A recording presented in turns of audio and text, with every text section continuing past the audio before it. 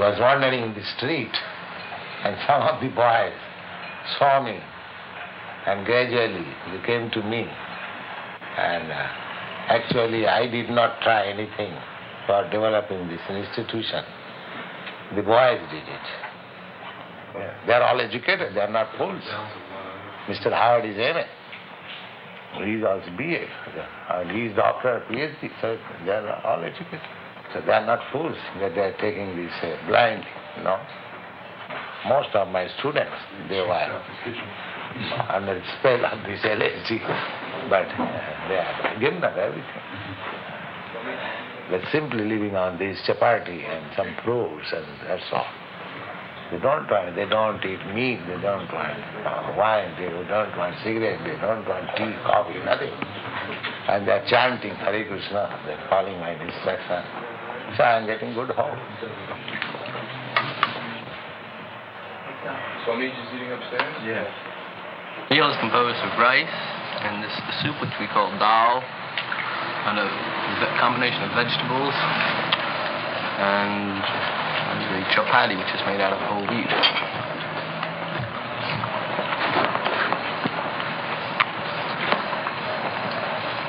You see, it's all vegetable and grain. Sometimes some fruit. There's fruit in the dal. No meat.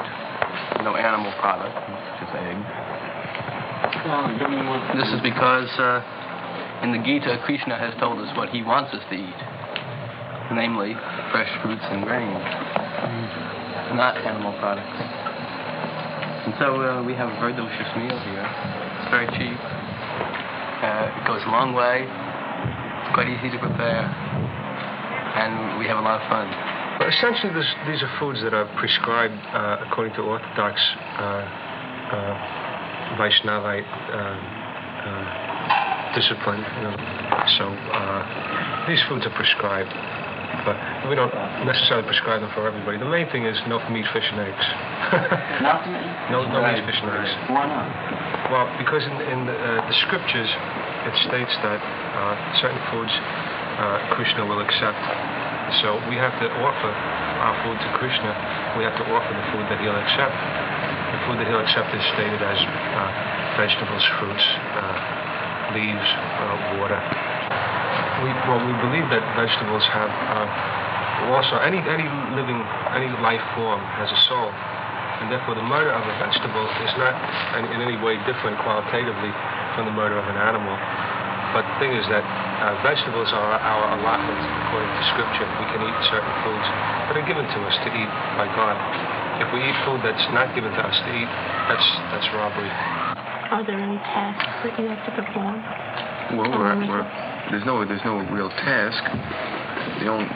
We're here to learn, and that's what we're doing. And we also we have jobs to perform to keep the organization running, to keep the word of Krishna being spread. How do you do that? Well, we recently purchased a couple of mimeograph machines, and that's helping our printing by word of mouth, by constantly being active. Mm-hmm. Do you work? Yeah, we all work. Yeah. It's just kind of like but you meet here every day, so. Well, I'm devoting all my time here, so I work here all day. Money has to come in also. Some of us work regular jobs and devote most of our money here, if not all. Do you feel any different since you joined? I feel very good. And closer to God. What introduced you to this group? A friend of mine told me about Love Celebration at Tompkins Square Park, which was last Thursday, or Thursday before last. And I knew I had been seeking a guru for a while. So Krishna sent me there, and I was there. And after meeting some of the initiates, I knew that the Swami really had to be into something. So I came the very next morning, and I've been here since then. I came here in America in September 1965. My mission is to preach the philosophy of Lord Chaitanya, chanting Hare Krishna, Krishna Krishna, Hare Hare, Hare Rama, Rama Rama, Hare Hare. This transcendental vibration will cleanse the dirty things of the mind. It doesn't matter what he is. This transcendental vibration is equally appealing to everyone without any question of language, nationality, creed or caste, because it is coming forth from the depth of the soul. This simple vibration can deliver the people of this age to salvation. Human life is meant for getting out of the threefold miseries of this material existence and forgetting their life's aim. They have become too much materialistic, and the result is that actually they haven't got that peace and of mind or peace of the world which they are hankering.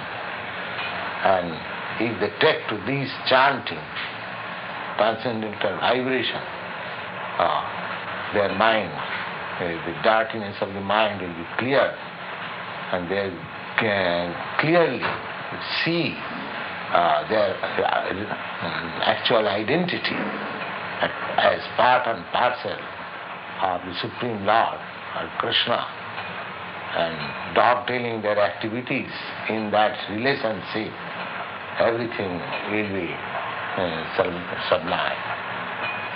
I think how we're different from drug people also is to realize that God is here and in my heart and all over all the time, but we're realizing this consciously. To know these things consciously, not just to accept it once and then enjoy. To know this moment to moment. Well, I've only tried marijuana, but I've never taken anything else. You might say I was fortunate enough to have my self-realizations and other changes without drugs. Perhaps Leary and some of the drug followers, they are functioning high on a low level, and we are functioning high, and we are functioning low on a high level. Could you explain that? You get that? We got it. They're functioning high. They're this feeling, this sensual perception, which is extended so far, but they're enjoying the foods and they're enjoying their incense and colors and all these things. This anybody can do.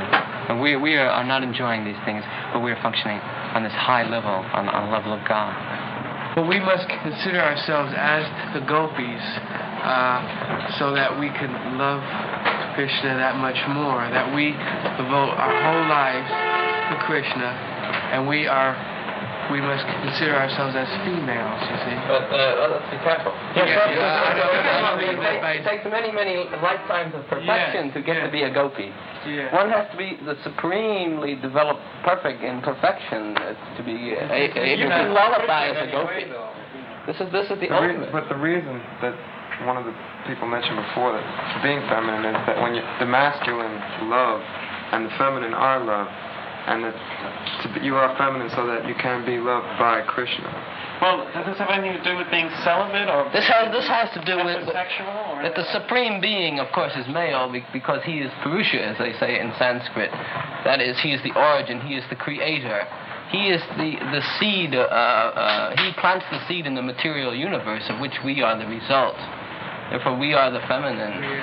this is not Whole material creation. Well, are He you is the celibate? Supreme Father. That has nothing to do with it. Yeah. I may be, I may not be. This has nothing to do with it. I just came in and I was tired, and they said, if you're tired, go to sleep. Lay down here. I mean, it's your first day, and this is your first chanting session? Yeah, this is the first time that I've been into it at all. I came about the 1st of August. Ray was here a little earlier, I believe. I came around the before. And then others, of course, have come within the last week. Right. But one thing which usually happens, those who come like this, they come and they just never go. Once you come, you stay. Because the Swami has something which you are looking for. The first thing they did for us was give us our method of chanting, which is so powerful a method that it will work for anyone. In other words, you don't need to be the one person in a million who can really be successful in meditation yoga, where you have to spend years at that discipline without getting any place and then finally achieve it. Our method is so powerful that it will work for anyone in 2 days. Should I bow down when I don't feel anything? Should I say these words when I don't feel anything? He says yes, because this is a training. You see, you want to train yourself, and this is the most important. And then you'll gradually just fall right into it if you work hard at it. You must go. You must practice, and this is the main thing, and then you'll become entrapped in it. So how about now? Do you feel silly? Excuse me? Do you feel uncomfortable? Oh no, I see all this practicing and work was, it just had to be done in order to where I am now. Anyone who chants Hare Krishna, have you got the whole chant? That's a special evocation. Just the same as we're all sitting here, but if I call Stanley, that's not the same as calling you. But if I call your name, then that shows my attention is riveted on you. So by riveting our attention on Krishna, we are able to use, in other words, if I meditated on the word Raymond, that wouldn't be the same at all. The word Krishna is God.